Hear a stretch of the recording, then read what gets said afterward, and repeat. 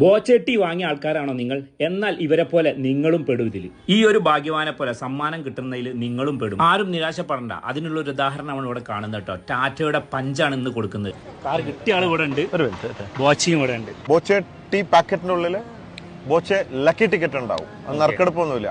Scratch ചെയ്താൽ അപ്പൊ തന്നെ കാണാം 10,000 ഇൻസ്റ്റന്റ് അവിടെ തന്നെ കടയിൽ നിന്ന് ക്യാഷ് കിട്ടും. സ്ക്രാച്ച് ആൻഡ് വിൻ എന്ന് പറഞ്ഞാൽ ചൊറിഞ്ഞ് ഉറച്ചുകൊണ്ട് നമ്മള് ചൊറിയാന്ന് പറയും. ചൊറിഞ്ഞാലും ഇവിടെ സമ്മാനാണ്.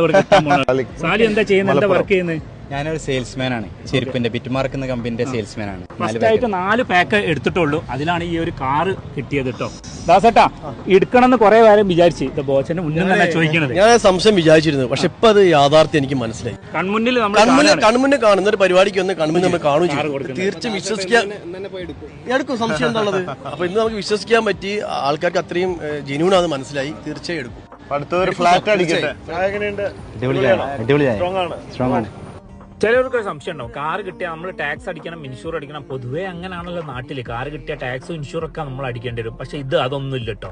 On the road full settlement ചെയ്ത് നമ്മളെ പേരിലാക്കിയിട്ടാണ് കാർ കൊടുക്കുക. അതിനെക്കൊണ്ട് സമ്മാനം കിട്ടിയവർക്ക് വരിക, ചാവി എടുക്കുക, സ്റ്റാർട്ട് ചെയ്ത് പോവുക. ലൈഫ് പൊടിച്ചെടുക്കുക.